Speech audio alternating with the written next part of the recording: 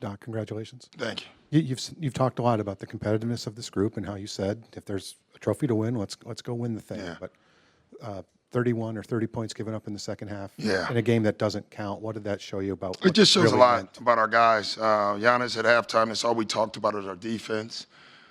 We felt like in the first half we didn't execute offensively well, and we felt like if we executed offensively, we thought we had to win the 3-ball game coming into the game. That was a big emphasis for us. We have to win from the 3-point line, and we had to take them out of their ISO game, and I thought we did that. We made, or at least we tried, to make Shea and Williams play in a crowd, and I thought overall we did that. Steve on the left, in the front. On a scale of 1 to 10, where did having the opportunity to coach Giannis rank for you when you came back to this?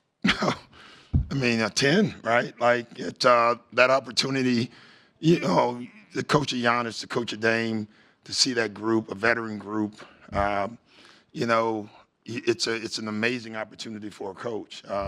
This group allows you to coach them. They really do. They let you coach them hard. Nobody takes anything personal. You know, I even said it last year. You know, it's like coaching grown-ups, if you know what I mean. Like they really get that. They get that you have to tell them the truth, and they handle it, and that's been great. Back right here. Just, you know, you mentioned the effort defensively, but what did you like? What do you think led to the way you guys smothered them, especially in the second half? You know, I think, again, as Tim said, we're competitive. And, you know, it didn't for me, but one of the guys, I think yesterday, and said all they heard about was the defense of the other team. That's all they've heard for 2 days. And I think that bothered guys. And so I thought that was part of it. Like, you can see them. I think when they scored the last bucket, our whole bench exploded. They were mad. You know, they were very intent on trying to hold them to a low number. So that was good. Jim, back left. Doc, in this whole run-up, you've been asked what could this mean, and the answer is I don't know, right? Yeah. Maybe it's to be determined, but champions is next to your team's name now. Yeah, that's in not a this bad group. thing. So what, in this immediate moment, to have that word attached to this group in general, what does that mean? And even if you can't predict what it could, what does it mean in this moment? Yeah, I just think it reminds us that we can beat anybody. And we don't care if it tells everybody else that. Like, we only care about us. It's what I said in the first day of camp.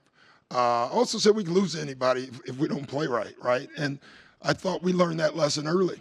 And so I think it just helps the messaging that when we play right, when we play together, listen, that's an excellent defensive team. And they forced Dame and Giannis to pass the ball. And they did that. And then they passed it so much, they stopped helping, and then those two got to work, you know. And so I think that's what this is a teacher for us, is different ways to win. Eric, standing in the back. You've talked all year about trying to get Giannis more comfortable on the elbows in the post. Can you just speak to maybe the control he kind of exerted over that game? Yeah, it was great. Like, the one advantage we had, you know, again, we came in here and we heard about the old team and all the young guys, and we just kept talking about our size. And as the slower the game gets, the bigger we get. And that's what we kept talking about. You know, take them out of transition, make it a half-court game. Allows us to be a big basketball team. I thought starting the second half with playing Giannis on the elbow over and over again so he can see where the traps are coming from was good for us. You know, early in the year, probably couldn't have done that with him. Now you can. And that just makes us a better team. Right in the front, center.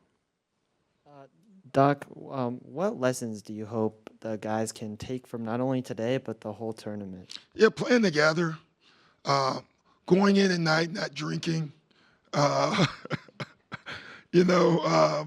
But really, I had to say that because it's true. And just playing together, I think hanging in there. You know, a great lesson for our team is a guy named Pat Connaughton. Pat Connaughton hadn't played in a month, right? And today we chose him to play in this game, and he played great. And the best part of it, he never stopped working. Like, he kept preparing every day. So there's a message in there, too. Joe in the front. Doc, you spoke at length pregame about Darvin, but Darvin and Torian are now 14-0. Yeah.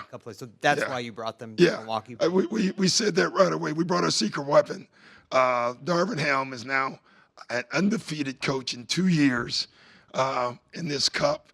And then when I said it, TP was like, what about me? And TP's an undefeated player, so that's pretty cool for them.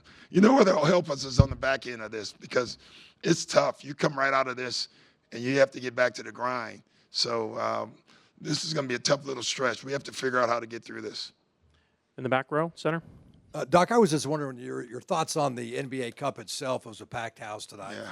for two teams that maybe the Vegas residents aren't that familiar Yeah. with or follow that team. They're Laker fans, whatever. But your thoughts on the NBA Cup, and is Vegas the perfect city for something like that, or Yeah. should it be scattered around the rest of the NBA cities? No, right here. That's it. And listen, I was proven wrong in a very good way. I was worried that if a LA team wasn't in the cup, we couldn't get enough people in the crowd. And the people from Las Vegas showed up. It was packed today. And that's huge, not only for Vegas, but it's huge for the league. So it all worked out, and it was great. Guys had a great time here. Restaurants. That's it. I'll stop there. Last question in the center. Coach, just going off of the fun around Las Vegas, I guess your favorite restaurant or favorite thing to do here outside of coaching and just being around the basketball scene? Is eat. I mean, look at me, So it's usually restaurants. I have a lot of favorites. I'm not gonna name one, but yeah, it's a great town. It really is. You can also shop a lot and spend a lot of money here. It's a good city.